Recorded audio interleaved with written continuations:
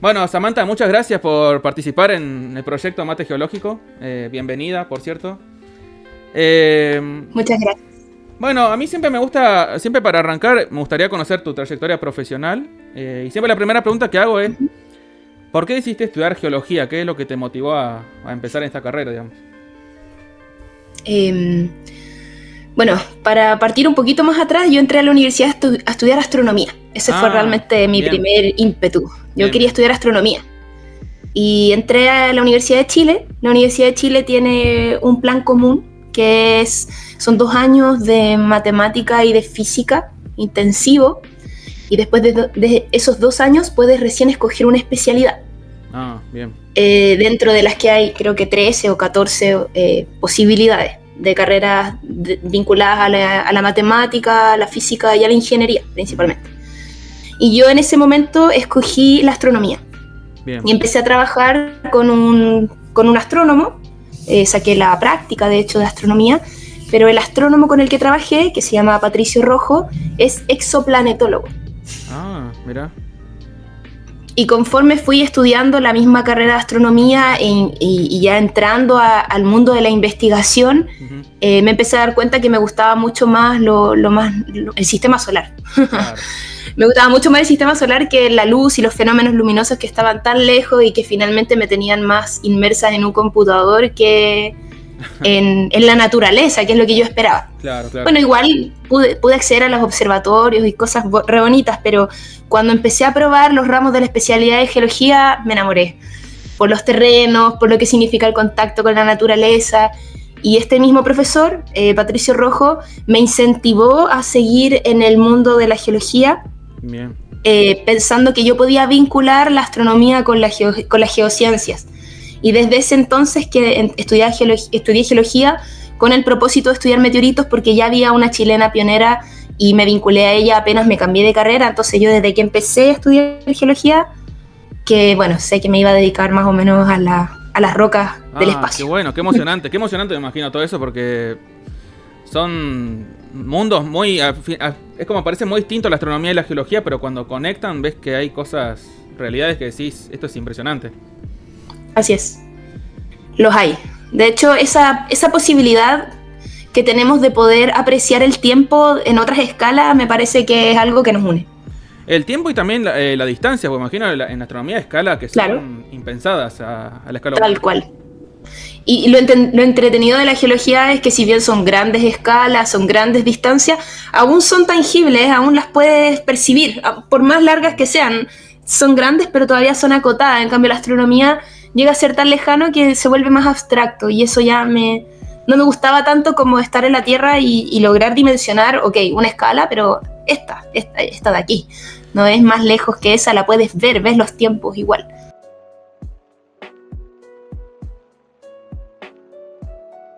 ¿Y qué es lo que te hizo conectar tanto con los meteoritos? Porque yo, por ejemplo, cuando empecé la carrera universitaria de geología en primer año, uno veía el ciclo de las rocas, ígneas, metamórficas y sedimentarias, que eran la trinidad de las rocas. Claro. Pero después aparecen estas rocas que le dicen meteoritos, pero son ajenos a la Tierra, o sea, no están con la dinámica interna o externa del planeta. Claro. ¿Cómo fue esa primera interacción con los meteoritos? Bueno, siempre fue con como te decía, tuve siempre la intención de mezclar esto de la geología con la astronomía, porque yo venía de esa disciplina. Yo Claro. venía estudiando astronomía, entonces tenía ganas de aproximarme a la astronomía desde la geología y no sabía cuál iba a ser el puente. No, nunca lo tuve tan claro. Pero este profesor, este exoplanetólogo, me puso inmediatamente en contacto con Millarca, que era una colega que él tenía, creo que pertenecían a una misma generación de la misma universidad, Uh-huh. en especialidades diferentes, pero igual eran medio colegas.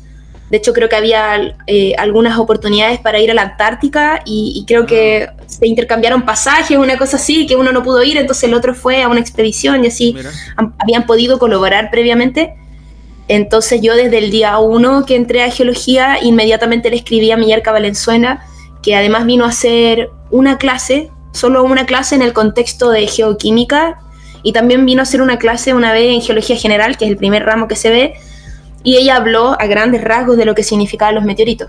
Y yo, como venía también recomendada de este profesor, conversé con ella y ella estaba en ese momento cursando su postdoc. Claro. Y yo fui de las primeras generaciones que ella recibió, o de las primeras generaciones interesadas en seguir una investigación con meteoritos.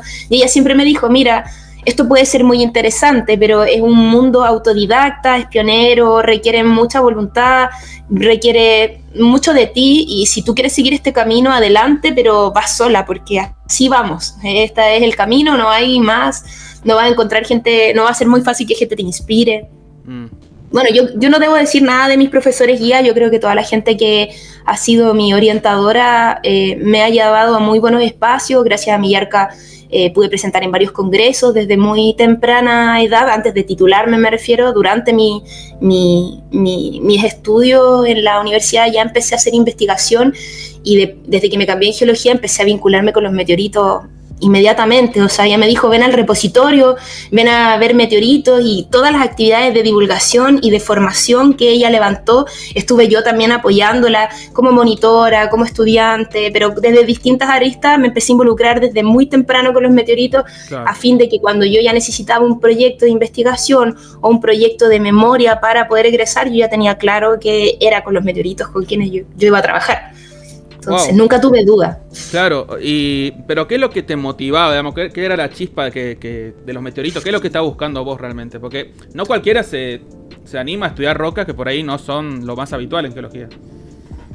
A mí me llamaba la atención, primero fueron dos cosas. Lo primero que me llamó la atención es saber que tuviéramos acceso a conocer sobre los asteroides. Yo sabía que habían rocas en el sistema solar, claro, pero no sabía qué pasaba con los asteroides. Para mí era como un vacío legal, una especie de vacío en la historia. Entonces, cuando yo sabía que los meteoritos venían de los asteroides, dije, wow, qué loco que nadie estudie en el sistema solar. Sí hay investigadores que estudian, pero aún así, qué loco que no hayan suficientes personas que sepan suficiente del sistema solar y que ya estemos investigando afuera, claro, cuando en realidad nuestro sistema solar es bastante caótico y hay mucho de que tenemos que saber. Porque estamos viviendo aquí, entonces son nuestros vecinos. Y desde ahí que me causó mucha curiosidad trabajar con meteoritos. Fue mi primera aproximación, empezar a vincular composiciones de meteoritos con espectros de asteroides. Fue como mis primeras investigaciones que empecé a trabajar, gracias a la guía de Millarca. Y después, cuando yo tuve que escoger una tesis, una memoria, lo que más me llamó la atención, porque Millarca tenía una estrategia, o propuso una estrategia, cuando formó un grupo de la Sociedad Geológica, un grupo especialista, dijo, mira, cada alumno que voy a tener, voy a tratar de que se especialice en un tipo de meteorito, así tenemos expertos en diferentes tipos de meteoritos. Bien. Y cuando a mí me dijo, ¿cuál es tu meteorito favorito? Yo dije, yo quiero uno carbonáceo. Porque me gusta saber qué pasa con los meteoritos que caen con carbono a la Tierra, pueden ser precursores de vida, y a mí me gusta mucho la filosofía. Entonces, de repente decía, ¿qué pasa si la teoría de la panspermia es probable o no es probable? Entonces, desde ahí me empecé a vincular con los meteoritos carbonáceos, y hasta ahora, bueno, mi pregrado y mi magíster han sido investigaciones sobre meteoritos carbonáceos. Claro. Pero también has tenido experiencia con otro tipo de meteoritos, ¿o no? Sí, pero en mi expertise va en la vida de analizar el mundo de los carbonáceos. Yo puedo hacer clasificaciones de meteoritos a grandes rasgos, puedo saber de qué tipo son, pero lo que me motiva es saber cuáles son las piezas de la vida. Entonces, para mí ese es como el fin último, que estoy muy lejos de aproximarme, pero que esa es hacia donde más o menos se dirige mi interés. O sea, me interesa saber cómo se formó la vida en la Tierra, y qué loco que exista este flujo de material extraterrestre constante que trae un montón de material carbonáceo, carbonatado, carbonoso, en diferentes formas, y me gustaría saber, bueno, cuáles son esas formas y cómo eso se pudo mezclar con estos caldos primitivos que habían en la Tierra y finalmente crear la vida. Obviamente, como te digo, estoy muy lejos aún de poder saber eso, pero a eso me he querido aproximar cuando he hecho investigaciones.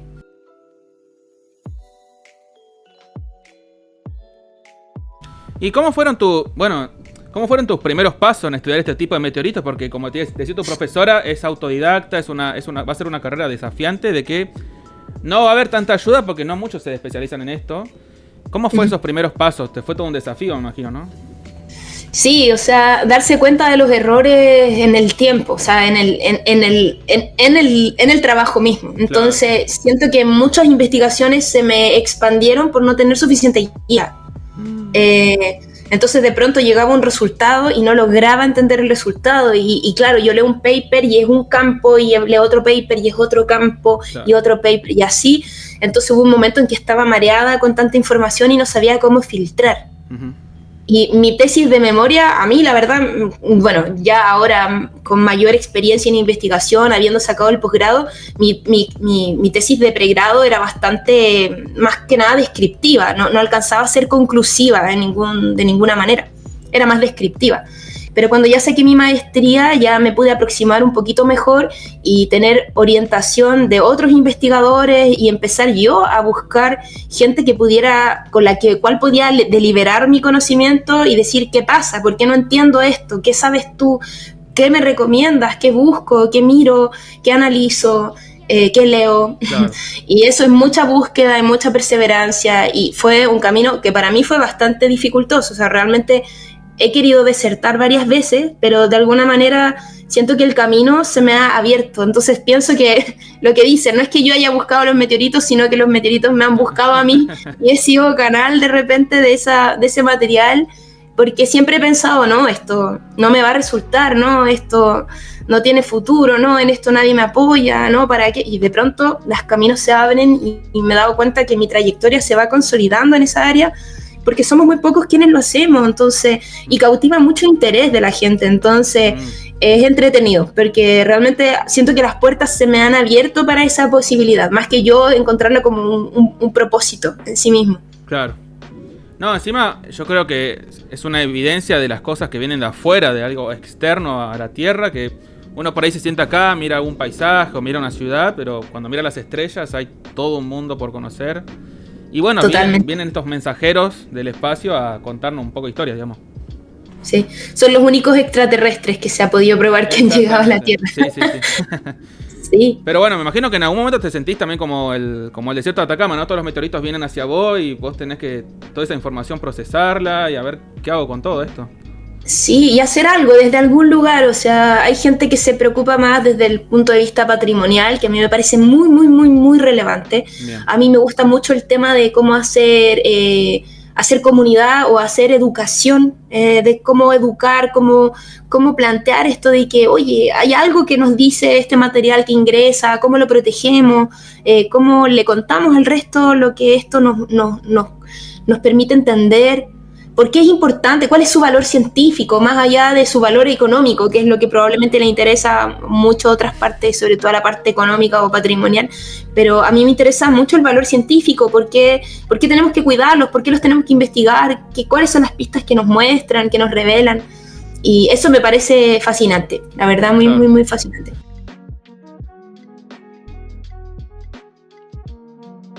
Bueno, y volviendo un poco a los meteoritos, ahora volvemos después también a la parte de comunicación y educación. ¿Cómo se hacen para estudiar los meteoritos? ¿Qué herramientas se usan? Y si se diferencian de los estudios clásicos de rocas ígneas, metamórficas y sedimentarias. Mira, el desafío de estudiar meteoritos es hacer todo lo posible por no destruirlo. Cada meteorito es una pieza única. Bien. Entonces, si yo encuentro un meteorito de 2 gramos, ¿qué pasa? Porque la gran mayoría de los meteoritos no son de gran tamaño, estamos hablando de pequeños tamaños. Entonces, si yo hago una muestra y lo analizo con un disolvente químico, nunca más voy a poder analizar la muestra. Entonces, en general, todas las estrategias vinculadas a la investigación de los meteoritos es utilizar todo lo posible que nos permita conservar el material. Lo más posible. Sí o sí, a veces hay que recurrir a ciertas técnicas destructivas como en pos de la ciencia. Pero siempre cuando he guiado otras investigaciones y bueno, guiando mis propias investigaciones, el plan es qué análisis puedo hacer, cuál es la paleta de análisis que puedo llegar a hacer para poder vincularlos y poder concluir algo en una investigación sin perder el material. Claro, bien. Es lo más complejo. Entonces sí, puedes hacer todos los análisis que le haces a todas las rocas, pero ¿cómo haces para no perder el material? Porque cuando tú clasificas una muestra, tienes que dejar sí o sí una muestra en un repositorio para que así si el día de mañana alguien pone en duda tu investigación, pueda llegar a investigarlo. Claro. Pero no vas a poder ir al cerro a sacar otra muestra, tienes que esperar, no puedes, no existe otra muestra comparable. Entonces, claro, el desafío no es cuál es la técnica, sino más que nada cuál es la estrategia o cuál es la cantidad de material que te permite hacer un estudio, que te permita concluir algo, que no sea perjudicial para esa muestra que no vas a poder volver a analizar. Claro. Y en tu caso de los meteoritos carbonáceos, ¿cómo haces para identificar ese tipo de meteoritos?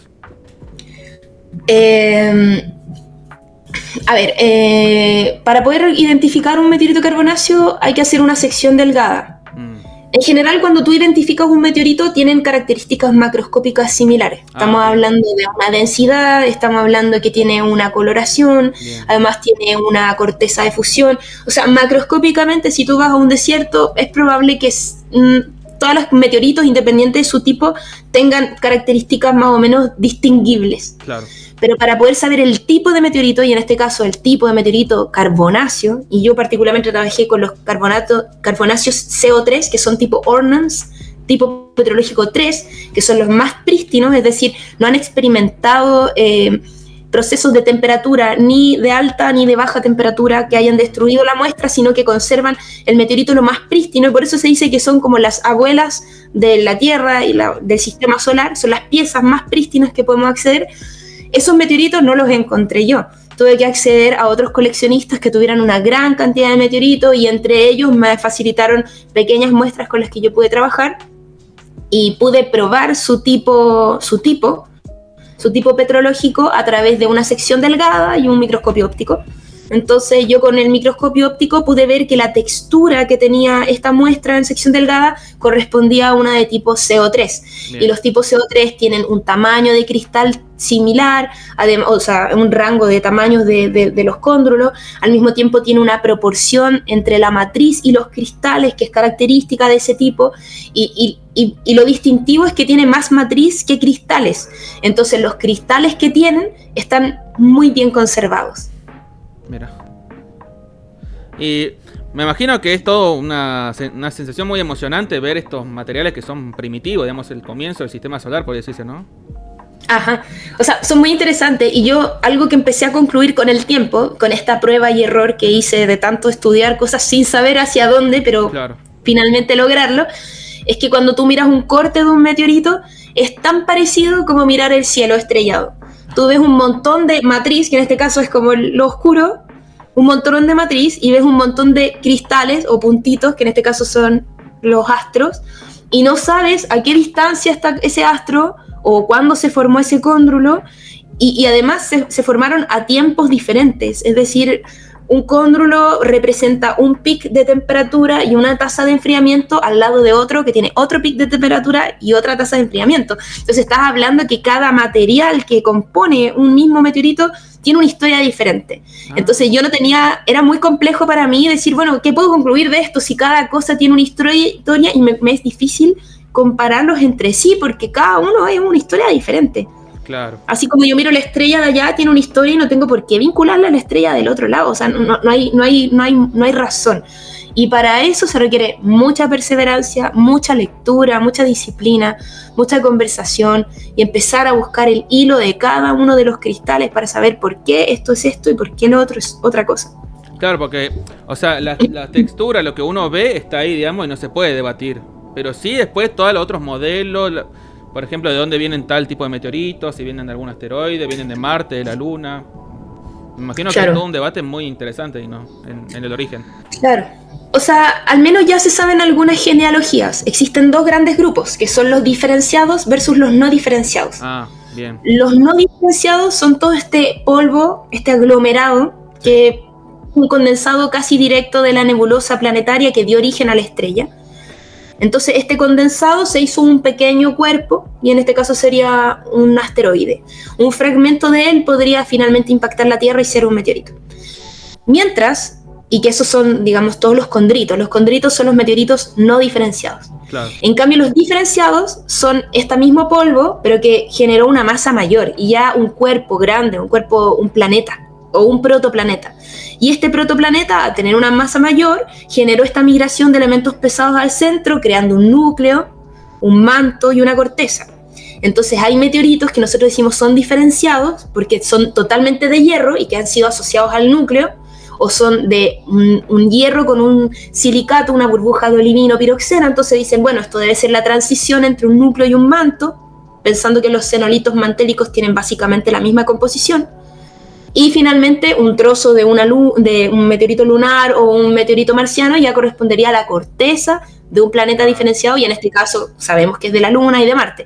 Entonces, gracias a estos dos tipos de meteoritos que se han encontrado, se ha podido teorizar todo lo que es la estructura interna de la Tierra y todo lo que es la teoría de diferenciación planetaria, por supuesto.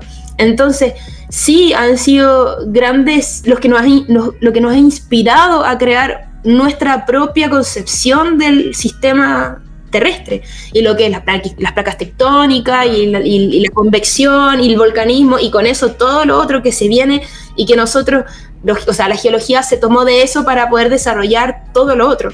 Claro.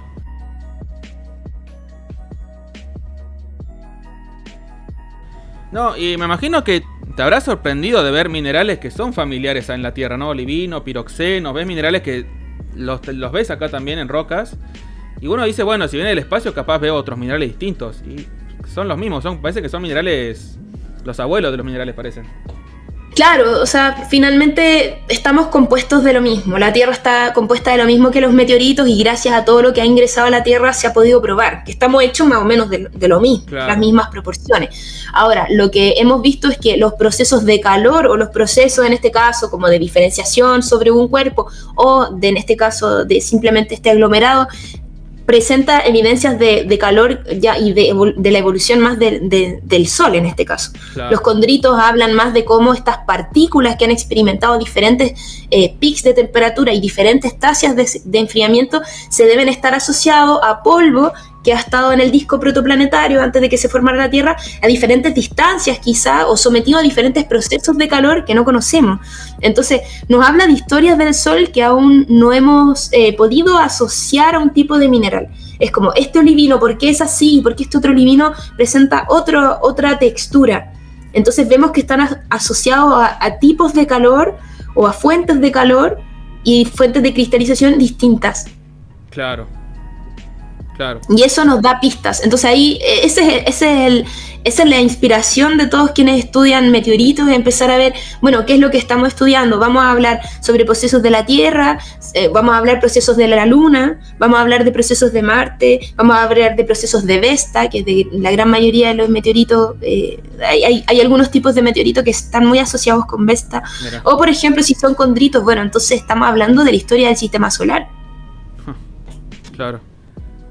Claro, porque uno por ahí se imagina la clásica serie de Bowen, por ejemplo, y bueno, todo similar, pero estamos hablando de hace 4.600 o 5.000 millones de años, estamos hablando hace mucho antes de que uno pueda hablar de la serie Bowen, ¿o no?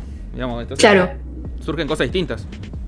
Totalmente, y lo que vemos es que las minerales son básicamente lo mismo. O sea, lo que nos llama la atención es que en este condrito vamos a tener de componentes estos cóndrulos, que al menos en los carbonáceos de tipo CO3 se notan muy bien, y por eso son una fuente de investigación. ¿Qué pasa con esos cóndrulos? Que el mineral está tan redondeado que nos muestra que la partícula en algún momento se fundió y generó una especie de gota que se enfrió rápidamente, o bueno, a diferentes tasas de enfriamiento, y con eso generó texturas diferentes, pero siempre conservando esta gota, es decir, sí o sí experimentó un proceso de fusión que mantuvo líquida esa partícula, ese olivino, y que generó una tasa de enfriamiento que creó diferentes texturas, y eso, y asociado a diferentes lugares del disco. Entonces, por ejemplo, una zona quizá con más carbonáceo podría estar más distal del Sol, y por eso haber conservado mejor las propiedades de cada cristal asociado a mucha matriz, versus, por ejemplo, otros meteoritos de tipo petrológico mayor que están asociados a lugares más céntricos o más centrales de la estrella, entonces habiendo perdido toda la textura de cóndrulo, es decir, de mantener esta partícula subesférica.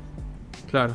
Entonces, al menos mi investigación, que estuvo asociada a los CO3, fue finalmente empezar a crear modelos de formación de estas partículas redondas para poder decir, bueno, si este se enfrió a esta temperatura, ¿cuál fue el orden de la cristalización? ¿Qué cristalizó primero? ¿Cómo creó esta textura, este tipo de partícula?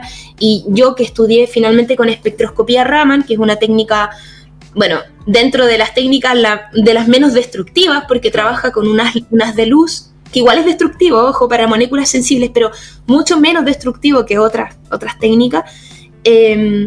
Yo lo que finalmente vi es que, claro, hay una interacción entre este líquido o esta partícula derretida de olivino con algunas partículas mucho más pequeñas de espinela que quizás pudieron ser precursoras de esta cristalización.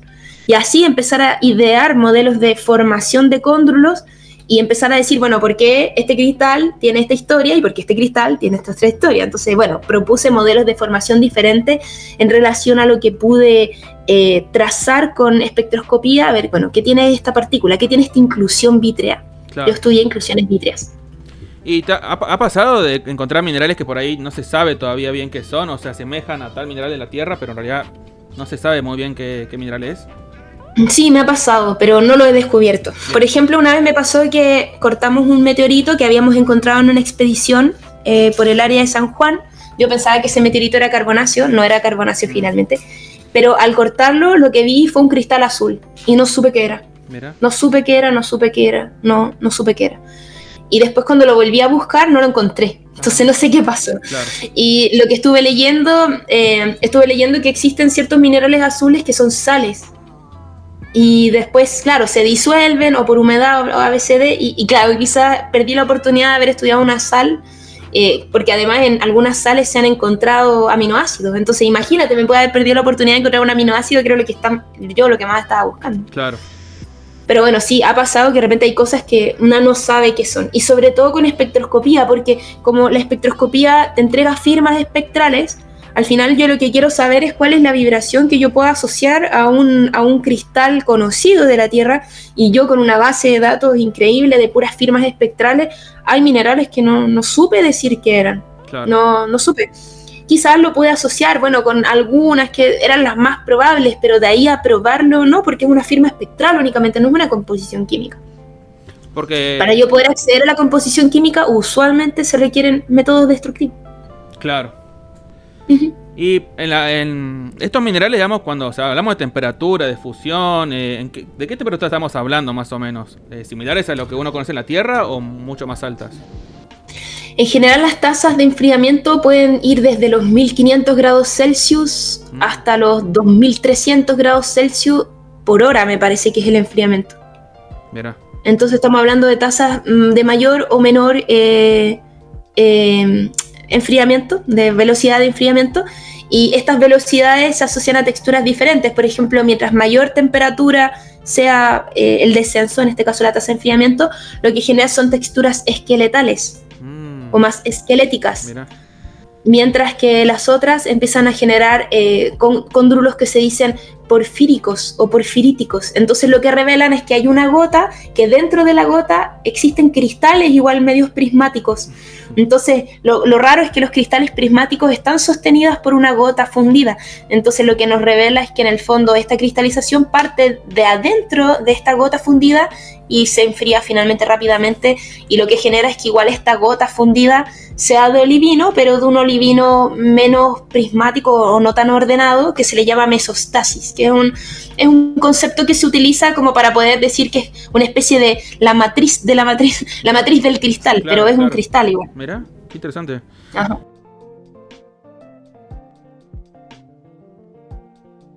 ¿Y cómo se conecta esto con los meteoritos carbonáceos con la astrobiología? ¿Cómo conectás estos dos ámbitos?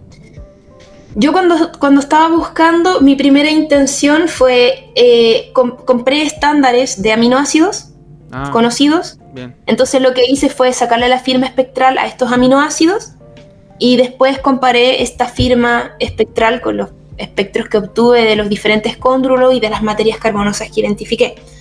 No encontré correlación, pero también porque me empecé a ir más en en la idea de empezar a crear teorías de formación de cóndrulos más que enfocarme tanto en el carbono, Claro. porque mi intención en un principio, porque como te digo, esto ha sido solo a prueba y error, Claro.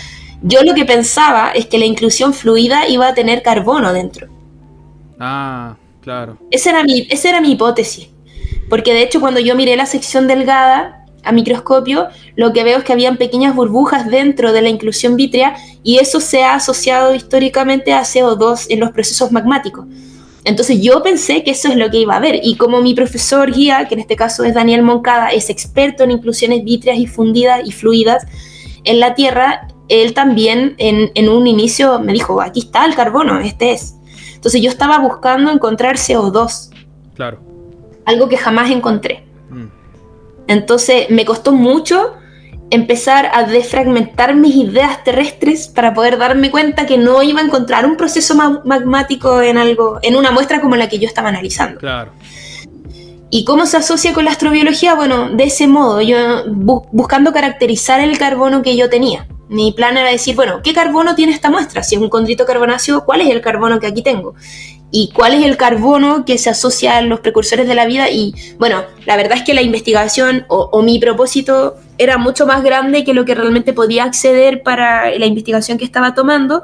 Entonces finalmente terminé haciendo una caracterización de la materia carbonosa y definiendo un subtipo petrológico que los carbonáceos igual se pueden subdividir. El tipo 3 es el grado petrológico más prístino. Claro. Pero hay un 3.1, 3.2, 3.3, de aquí hasta 3.9. Entonces yo lo que hice fue tratar de ver cuál era el grado de carbonización de ese carbono que yo tenía gracias a las firmas espectrales y se comparaba con carbono poliaromático o carbono desordenado con la firma espectral del diamante. Y en función de esos dos peaks yo podía más o menos saber si es que el condrito estaba muy carbonizado o más prístino.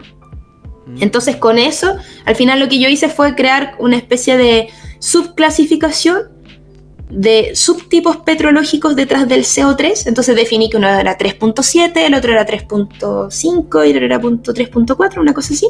Los pude subclasificar y me enfoqué más en proponer teorías de formación de cóndrulos porque en el fondo eso fue el dato que estaba mucho más directo de estudiar. Claro. ¿Y son meteoritos carbonáceos de ahí de Chile estudiaste o de otras partes del mundo también? Encontré también, o sea, no es que yo los haya encontrado, sino que ciertos investigadores me apoyaron también con otros meteoritos. Tuve bueno. una muestra del Sahara también. Qué bueno, qué bueno. Sí. Sí, está bueno siempre la Trabajé variedad, ¿no? Sí, la idea era tener varios tipos de meteoritos.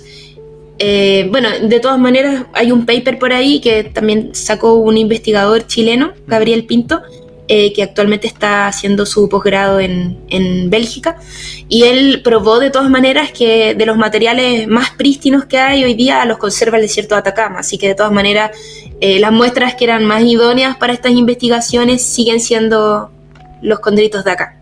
Y de hecho sí, los condritos que me dieron más prístinos, más cercanos al 3.0 eran los chilenos y el Sahara era el que estaba más alterado.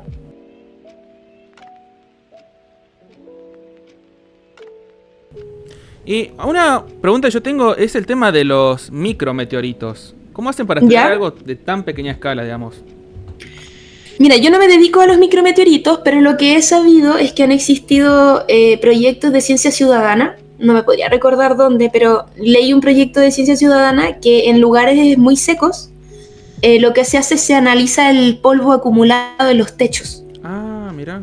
Y eso se estudia bajo microscopio óptico y lo que se ha podido encontrar son diferentes esférulas, que son estos micrometeoritos, y que en el fondo es casi lo mismo que los cóndrulos, pero sin esta matriz y sin una roca que lo sostenga. Entonces, material particulado extraterrestre entra todo el tiempo, todo el tiempo. Claro. De hecho, me atrevería a decir que es más que el que entra en forma de roca. Mira. De roca. Bueno, eso es interesante porque... Por ejemplo, vos me comentás que el carbonáceo puede tener como los ingredientes, podría ser, ¿no? De la vida. Y si viene en forma de micrometeorito, es que constantemente estamos siendo bombardeados a pequeña escala, ¿no? Así. Así es.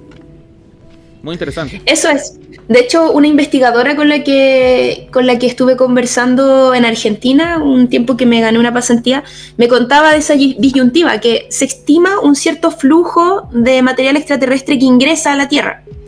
Pero ese flujo de material no considera los micrometeoritos. Ajá, Y los micrometeoritos, en su mayoría, son carbonosos.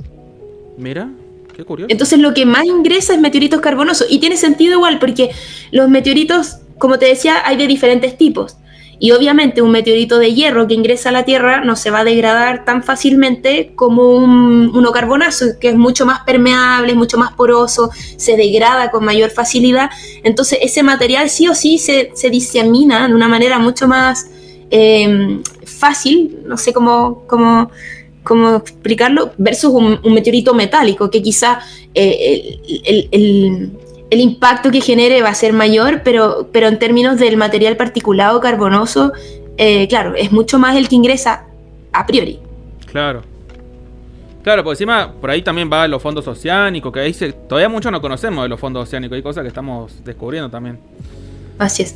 Bueno, de todas maneras, como los meteoritos no se formaron a las condiciones de temperatura y presión que existen en la Tierra, se degradan rápidamente. Entonces, también así como ese material particulado entra, también es mucho más difícil que se conserve. O quizás es ese mismo precursor de la vida. No sabemos, no tenemos muy claro qué es lo que pasa. Todavía no conocemos esa interacción.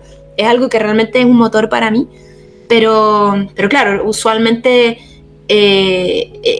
ahí hay que empezar a estudiar qué es lo que pasa, qué genera un tipo de meteorito versus otro al llegar a la Tierra.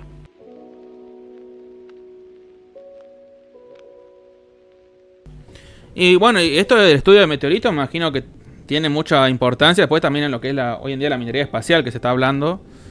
Así es. Conocer los meteoritos desde acá y después, bueno, algún momento ir a algún asteroide y que se lleve a cabo alguna exploración minera y demás, ¿no? Claro. Sí, o sea, es loco porque, bueno, es uno de nuestros argumentos también para darle un poquito más de énfasis a nuestro proyecto de ley, que es un proyecto que ha salido desde el Grupo de Meteoritos y Ciencias Planetarias de acá de Chile, de la Sociedad Geológica Chilena. Sí. Y una de nuestras colegas, que es Camila Caviedes, trabaja arduamente en el desarrollo de la ley, la tiene redactada, hemos estado trabajando en presentarlo a diferentes espacios, digamos, del gobierno. Fuimos al Congreso Nacional Chileno el miércoles pasado a presentar el proyecto de ley con el Ministerio de Ciencia. Y claro, es uno de los argumentos, porque finalmente Chile, al tener de los meteoritos más prístinos, por tener un desierto muy árido, genera que expediciones extranjeras vengan a buscar los meteoritos y generan todo lo que es sus proyectos de minería espacial gracias a la información que aquí tienen, claro, en otros países. Entonces, los países desarrollados se siguen apoyando en la extracción de otros países, digamos, para poder desarrollar su tecnología o sus proyectos tecnológicos de innovación. Entonces, sí se pueden correlacionar con ciertos asteroides varios de los meteoritos que caen a la Tierra. Uh-huh. Y sí se va desarrollando lo que es la minería espacial en base a sus estudios, sin duda. O sea, sí o sí es mucho más fácil analizar una roca que cayó a la Tierra que llevar una misión a sacar un trozo de asteroide. Claro. Y, o sea, ¿qué recursos tienen los meteoritos que son de interés? ¿Volátiles, metales? ¿Qué es lo que más interesa hoy en día? Los metales, principalmente, claro, los metales, sí. O sea, todos los meteoritos son altos en metales, principalmente hierro y níquel, pero claro, los que son fuertemente metálicos también tienen otras trazas de oro, de plata, de paladio, de platino, de otros minerales de otros metales que por supuesto tienen alto valor.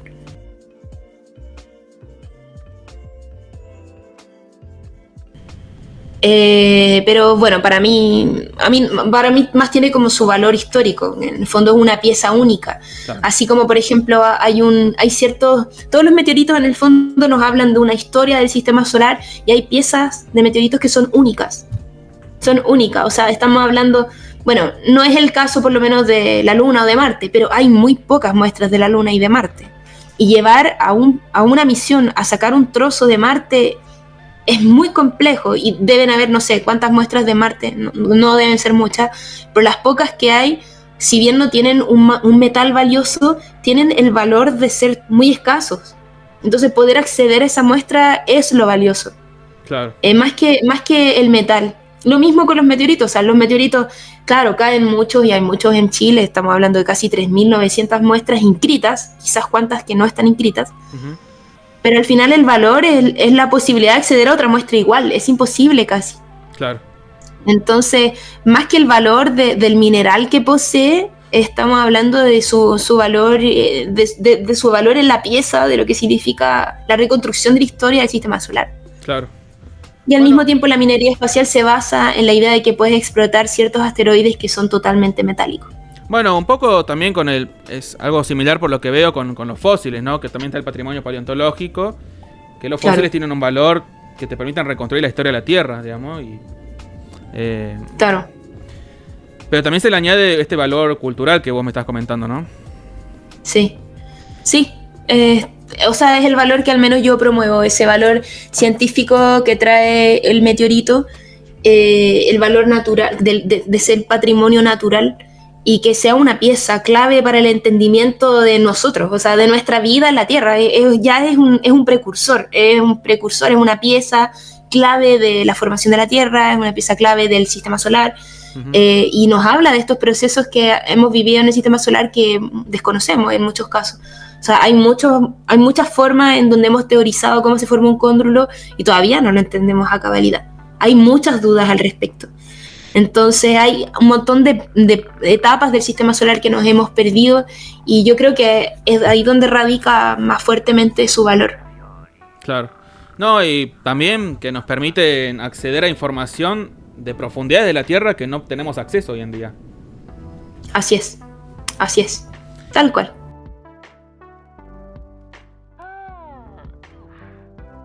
¿Y cómo es el tema? Bueno, pasemos un poco ahora lo que es la educación y la comunicación de todos estos temas, que es fascinante. Pero imagino que mucha gente te va a preguntar si el tema de la vida en otros planetas, o si llegó la panspermia, o... Me imagino que genera mucha curiosidad en la comunidad esto, ¿no? Sí, en general siempre genera harta curiosidad. Bueno, yo hace poco me adjudiqué un fondo de la Meteoritical Society, uh-huh.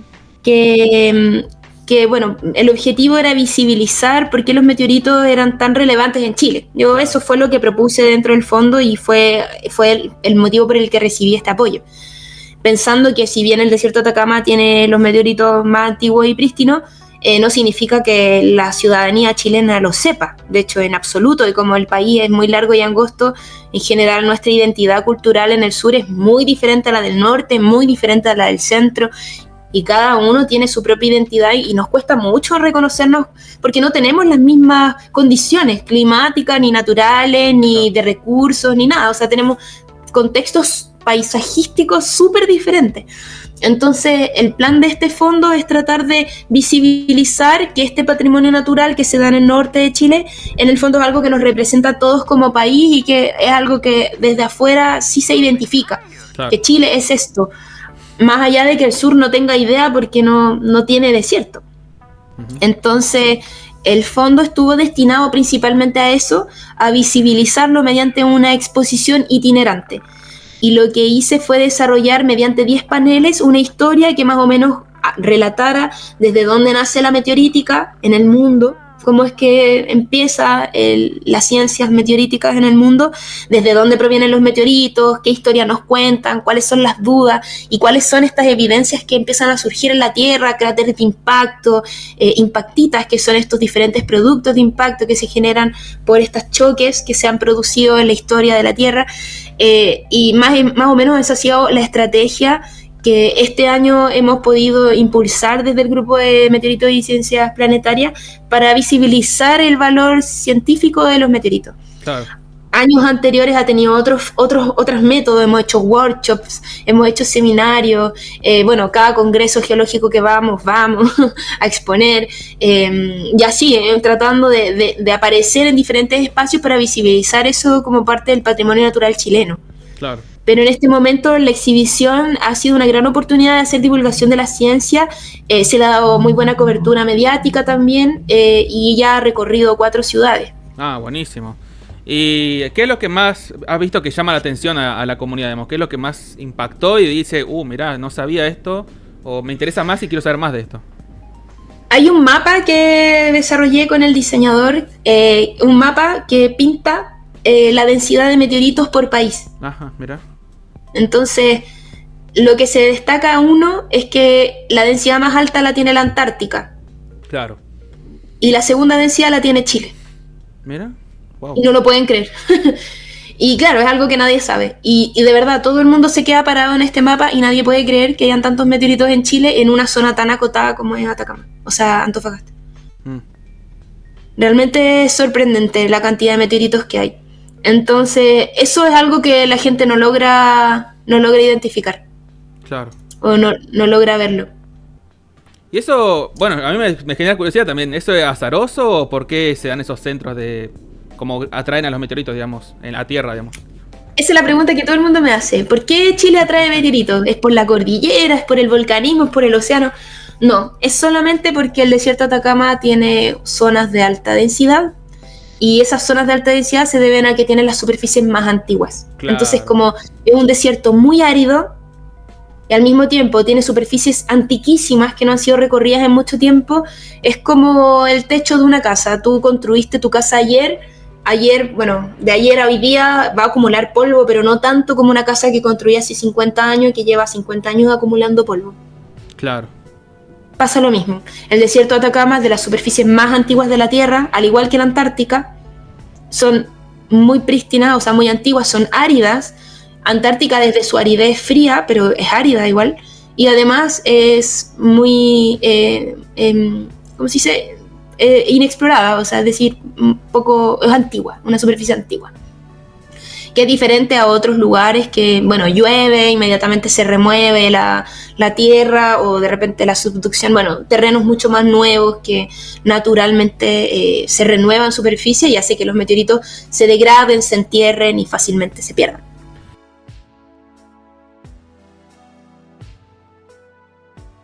Y ustedes también, por ejemplo, hacen estudios del impacto, del cráter de impacto, todo lo que conlleva, digamos, o eso es algo aparte, digamos, al estudio de meteoritos. Sí, cada investigación o cada investigador hoy día ha tenido su propia expertise. Claro. Se han hecho estudios de algunos impactos significativos, por ejemplo, el del cráter Monturaqui. Existe un cráter bastante grande en Chile, es muy difícil de acceder. Llegar allá es complejo, muy, muy, muy complejo. Sé que se han hecho viajes, yo nunca he tenido la oportunidad, pero hay varias personas que han ido. Y claro, yo no sé qué tantos estudios hay del cráter Monturaqui. Hay, pero no es como que sea parte de mi expertise. Claro. O por ejemplo, hay otro investigador en el sur, que es Mario Pino, que él propone que hay una capa sedimentaria en el sur de Chile que tiene pequeñas esférulas que él propone que son producto de algún impacto que ocurrió hace mucho tiempo y que pudo haber sido causante de la extinción de una fauna completa en un periodo, que es la del sitio de Pilauco, se llama. Mira. Entonces, claro, han habido investigaciones hacia esos impactos en Chile, pero no son los mayores. O, por ejemplo, también han habido ciertas investigaciones sobre los vidrios de pica, que son ciertos vidrios que se han encontrado, que se propone que pudieron haber sido producto de un impacto. Entonces, hay estudios, pero son investigadores diferentes, como que acá cada uno tiene su expertise, porque somos pocos, ahora somos más, digamos que habemos un buen número hoy día de especialistas, pero cada uno sigue un rubro porque esa fue en principio la primera estrategia.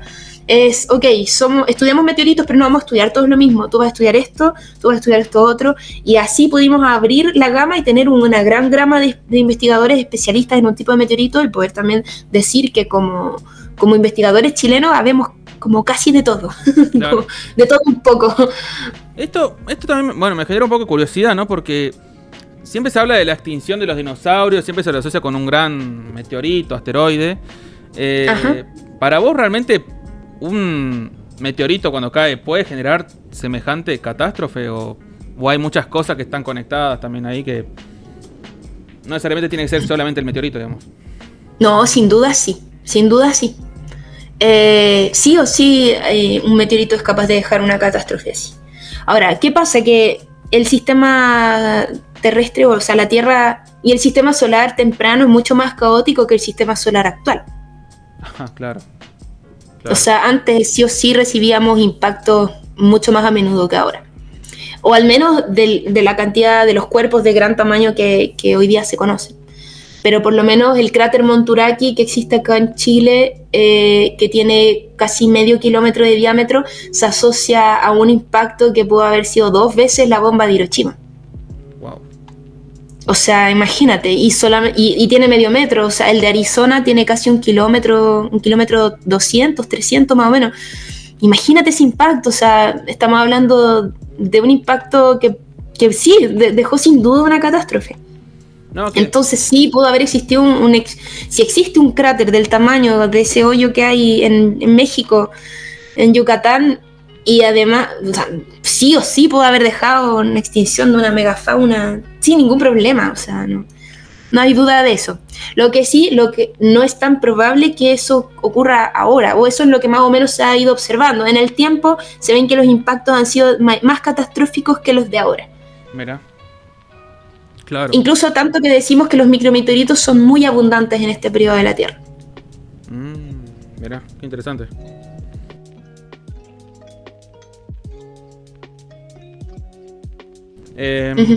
Y vos, por ejemplo, yo que he visto algunos casos de que se han encontrado como formas similares a vida en meteoritos o formas de vida, que se debate mucho eso porque puede ser por contaminación, por ejemplo. O en este meteorito de Marte que se encontró como una forma de gusano o una bacteria o algo así, se la asimilaba. ¿Cómo es trabajar con eso? Porque a veces me imagino que uno tiene esa duda de decir, no sé si es tan cierto esto. Yo no puedo hablar con tanta afirmación, digamos, algunas cosas. Sí, yo tampoco. Yo creo que es importante saber mucho de biología molecular. Es un área que a mí me interesaría conocer porque como además estoy en este mundo de trabajar con meteoritos carbonáceos, que son este límite entre la vida, claro, entre la vida y la roca, claro, a mí también me interesa. Y por lo mismo yo estaba buscando aminoácidos en mi trabajo. Pero lo único que he encontrado es materia carbonosa sin orden. Y algo que se nos ha ocurrido ver es qué pasa si quizás esa estructura del carbono se perdió por el mismo ingreso del meteorito. Podría ser, a mí me cuesta pensarlo así porque el meteorito si cae muy rápido y a priori no debería sobrecalentarse al medio, debería solamente sobrecalentarse por fuera. No alcanza a derretirse el meteorito. Pero claro, por lo menos en esa bacteria que se encontró en el meteorito marciano, lo que se veía es que tenía tamaños demasiado diferentes a la vida que nosotros conocemos. Entonces, claro, sí o sí va a romper algún paradigma en términos de cómo entendemos la vida, pero todavía nada ha sido tan claro. Lo que se ha identificado en estas sales, ciertos componentes aminoácidos que podrían ser ciertos eslabones para más adelante hacer proteínas, algo así, pero no es algo que hasta ahora yo conozca. Claro. Bueno, interesante, entonces. Me imagino que hay un debate muy, muy interesante en ese ámbito, ¿no? De la panspermia, si vino o no de afuera la vida. Sí, bueno, hay debates en muchas áreas de los meteoritos porque re poco se saben, son un material tan escaso. Claro. Es una disciplina también relativamente reciente, o sea, estamos hablando de 1800 más o menos, que recién se concibe que los meteoritos caen desde fuera de la Tierra, porque antes Aristóteles había dicho que todo era etéreo, más allá de la Luna. Incluso Newton, que también había modelado y haber hecho toda esta física de la mecánica del sistema solar, también decía que todo esto era etéreo, entonces no pensaban que nada sólido podía caer. Y nunca se miró con ese lente hasta más o menos 1805, que recién se empezó a decir, oye, sí, los meteoritos ocurren. Y resulta que ocurren porque también habían ido ciertos españoles, habían ido a Argentina y habían encontrado campos de cielo y habían dicho que los nativos decían que habían caído del cielo. Claro. Y ahí empezaron a decir, oye, qué extraño, en el otro continente dicen que rocas caen del cielo. Y así empiezan a mezclar todo esto para finalmente reconocer que rocas sólidas caen y no vienen de la Tierra y ni de la Luna, vienen de más allá. Entonces, también el área es relativamente nueva y ese lente ha sido algo reciente para la historia de la ciencia, quiero decir. Entonces hay muchas dudas aún por resolver. Hay muchas piezas de meteorito que no tienen un par símil todavía. Entonces tener este patrimonio, reconocerlo como patrimonio, que ojalá queden dentro de un equipo de investigación y no como un pisapapeles en un coleccionista, yo creo que es un desafío grande hoy día para bueno, lo que todo la conservación del geopatrimonio del mundo, me refiero. Más allá de Chile, o sea, estamos hablando de que los meteoritos son un patrimonio de la humanidad y que es importante reconocer que cada uno trae información de afuera y que todo va a ser nuevo, todo es nuevo. Claro.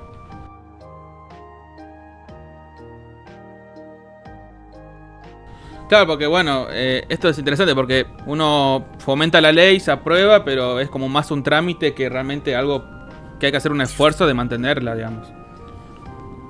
Claro, bueno, igual sí, nosotros decimos, claro, es un trámite, pero hoy día hay un vacío legal, entonces no se sabe qué hacer con los meteoritos, el que se queda con sus meteoritos los tiene, o el que quiere los vende, el que quiere, hoy día no hay nada, hay un vacío legal respecto a eso, nadie sabe que existen los meteoritos y por lo mismo vienen las expediciones extranjeras a llenarse las maletas o a llevarlos por container y no hay nadie que los detenga, toda la colección chilena o la gran mayoría de la colección chilena no está en Chile. Y eso es propio de que no tenemos ninguna ley que regule absolutamente nada en relación a los meteoritos. Entonces sí, es un trámite muy engorroso que llevamos hartos años tratando de proponer, al menos desde el 2015, 2016 me parece que es la primera vez que se hizo una propuesta de ley que ha sido rechazada.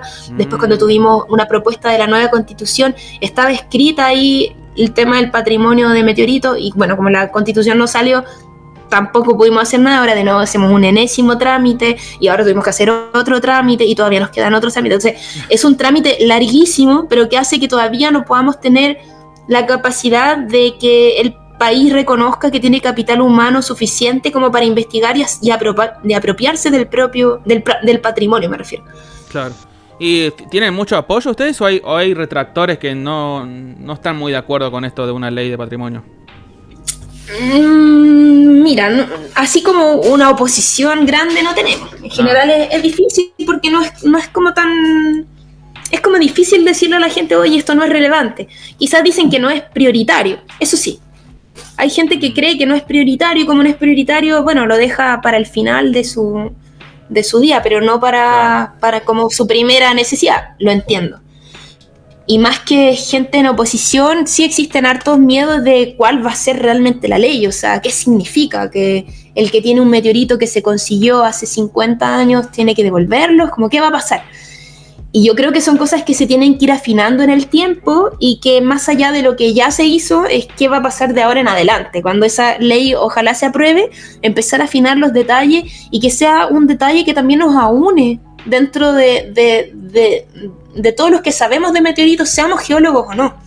Porque acá pasa que muchas personas que tienen sus colecciones de meteoritos, que son los cazadores de meteoritos, quizás no son geólogos, quizás no son investigadores, pero saben mucho de meteoritos y saben mucho del desierto de Atacama. Entonces es innegable reconocer el rol que cumplen dentro del patrimonio. O sea, para mí las muestras que yo estudié me las pasaron coleccionistas privados.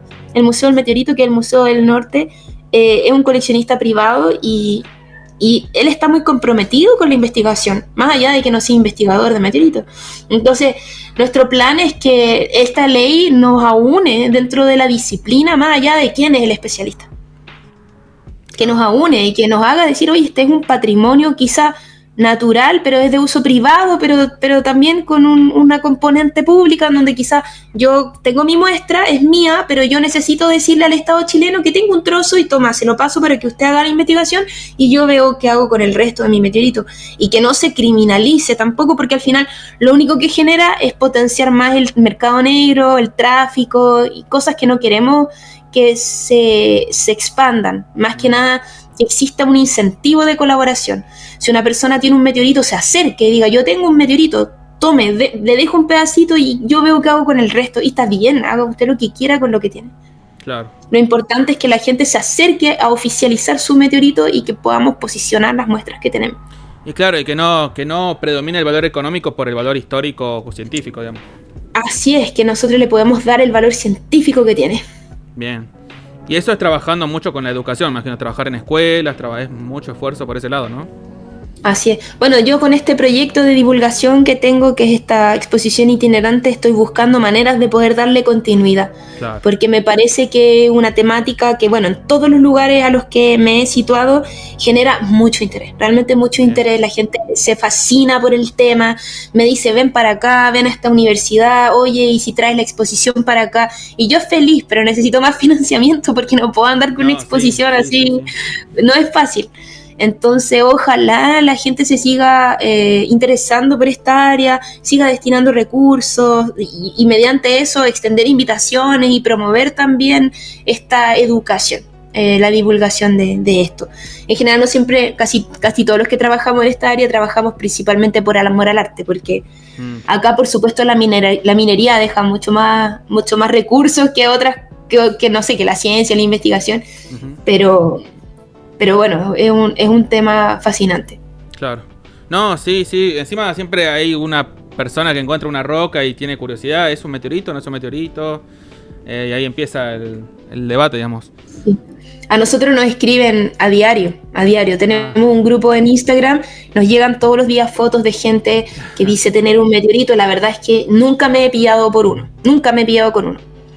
En una exposición se acercó un caballero que tenía seis rocas que creían ser meteoritos y de ellas tenía 2. Y ha sido la única persona que se ha acercado en todos estos años, estoy hablando desde el 2018 más o menos, que gente se me acerca con posibles meteoritos y es la única persona que de esas 6 rocas tenía solo 2. Claro. ¡Qué bueno! Y se acercó a la exposición de meteoritos que estaba en este caso llevando, se acercó a la exposición y dijo, oye, yo vine para acá porque tengo 6 meteoritos, y bueno, no todos eran meteoritos, pero le achuntó, o sea, fue una persona que logró acertar con una de sus muestras y es un caso único. Pero en general a mí me gusta que exista este flujo, esta comunicación continua con la gente que cree tener piezas y que se acerque sin problema a decir, oye, parece que tengo una. Porque no se puede castigar a alguien por creer que tiene. Y además, si es que su pieza tiene valor, que sepa también cuál es el valor. Claro. Y eso lo vamos a saber cuando lo clasifiquemos, veamos si es un espécimen único, si es un espécimen conocido, que de dónde viene, etcétera. Claro, sí.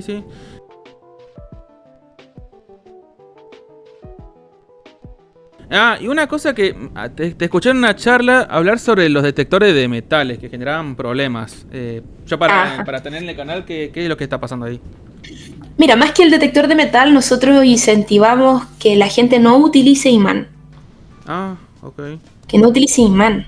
Esto principalmente porque cuando nosotros tenemos una muestra de meteorito, queremos saber sus condiciones iniciales, queremos saber cómo se formó, con cuál es el magnetismo intrínseco de la muestra.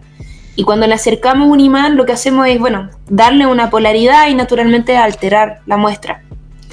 Al mismo tiempo, hay investigadores, hay un investigador que se llama Pierre Rochet, que es francés, y que él ha propuesto un sistema de clasificación de meteoritos con su susceptibilidad magnética. Entonces, mediante un susceptibilímetro o en un laboratorio de paleomagnetismo, le induce un campo magnético y en función de esa respuesta podemos decir qué tipo de meteorito es sin destruirlo, que es muy importante porque como estamos hablando de un patrimonio y de una muestra que no vamos a poder replicar, entonces sí nos interesa tener la muestra lo más prístina posible.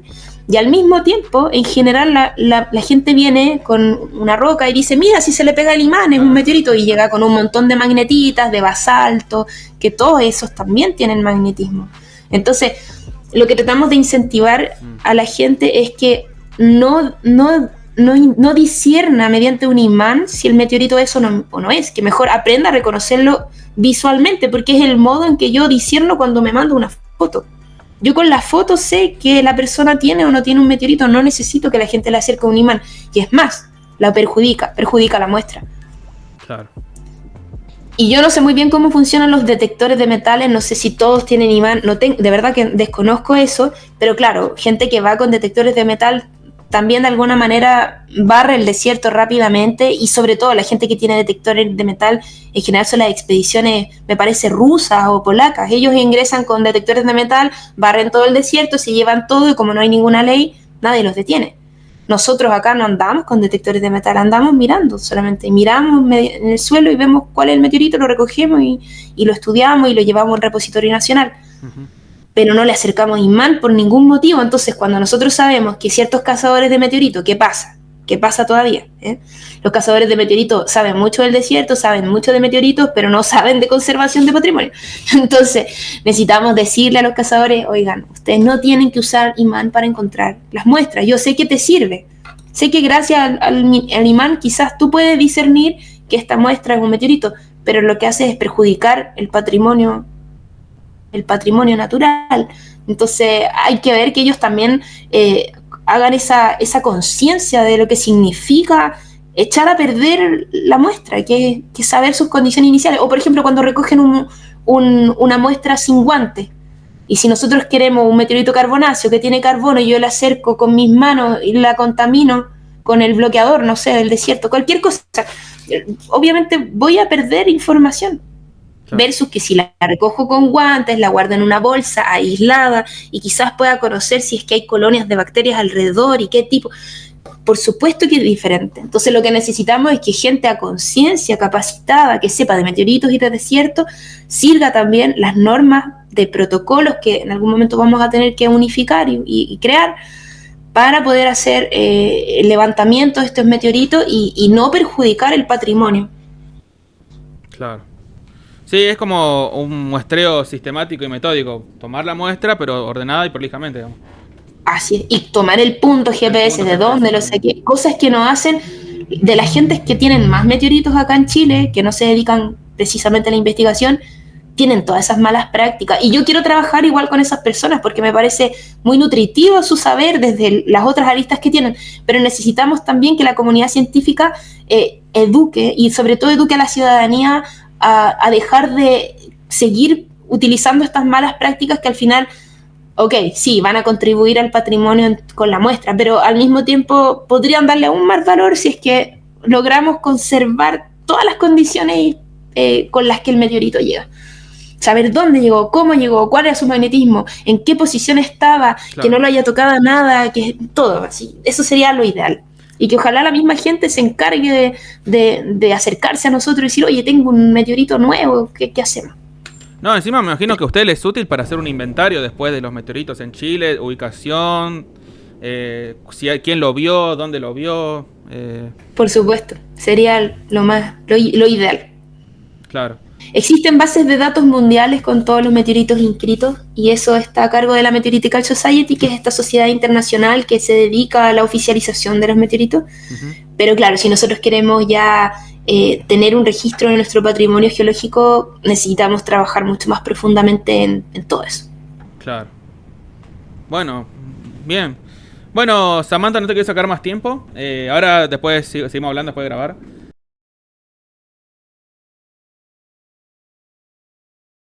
Me gustaría que, bueno, ¿qué consejo le darías a alguien que la verdad que está buscando interesarse por este estudio de meteoritos, pero no sabe por dónde empezar? Por ahí, bueno, surgen algunos ciertos miedos, si voy a conocer a alguien sobre esto, dónde puedo buscar información sobre esto. ¿Qué aconsejarías a alguien que recién está terminando de cursar geología, digamos? Ajá. Yo recomiendo que lea mucho porque es algo que va a tener que hacer en toda su investigación. Si es que alguien se quiere internar en el mundo de la investigación de los meteoritos, tiene que aprender a leer papers, uh-huh, desde el día cero, porque va a requerir de mucha lectura. Hay nosotros le decimos como nuestras Biblias, hay ciertas Biblias de los meteoritos. Una es de Weisberg, 2006, que hay un documento que se llama Meteorites in the Early Solar System. Uh-huh. El Weisberg, que es 2006, es un documento, es un libro que en el fondo es como la primera aproximación a una compilación de todo lo que se sabe, que fue el 2006. Ya hay otra compilación que se llama, que lo sacó la Universidad de Cambridge, me parece, que es de Crott, 2013. Ese es otro documento muy importante para nosotros porque también es como el segundo compilado más actualizado. Entonces yo pienso que si una persona se quiere dedicar a los meteoritos, al menos se aproxima a esos dos libros, que son las grandes compilaciones que existen, uh-huh, como para saber qué le interesa saber, porque hoy día todas las tesis de memoria para egresar de pregrado consisten en clasificaciones tipo. Es decir, yo quiero clasificar esta muestra y ya. Ajá. Pero si realmente uno quiere seguir una carrera de investigación que es diferente a sacar un grado.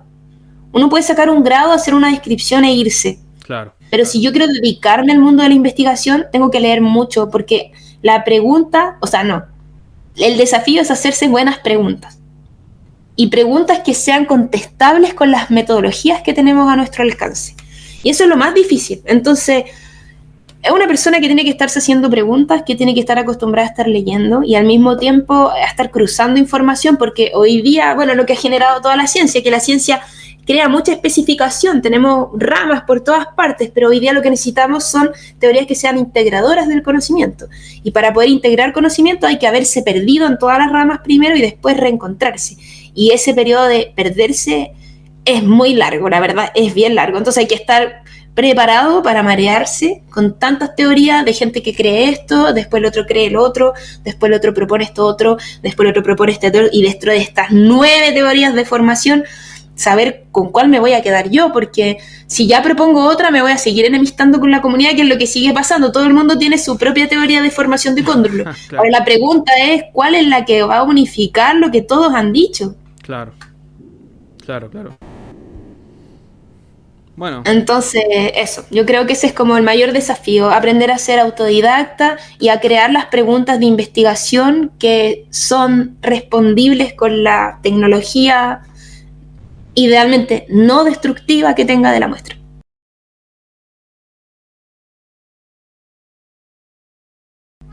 Bueno, muchas gracias, Samantha. Nos estamos viendo en alguna próxima charla para hablar más sobre meteoritos. Y bueno, muchas gracias, en serio.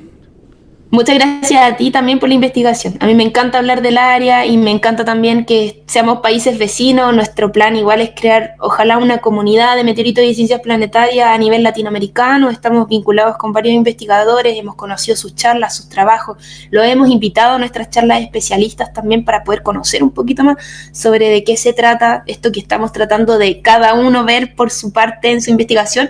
Porque como te decía, el objetivo ahora es aunar. Entonces ojalá la gente interesada en el área nos escriba. A mí me interesaría mucho que gente del área nos escriba a ver si podemos realmente crear una comunidad en donde podamos dialogar y ver qué cosas podemos unir, porque hoy día estamos todos investigando por nuestra cuenta, así que te agradezco mucho este espacio y también esta iniciativa que tienes de poder hablar de diferentes temáticas con este podcast, así que feliz de hablar de meteoritos también. Bueno, gracias y dejo tu contacto si no te molesta por si alguien quiere comunicarse. No, feliz.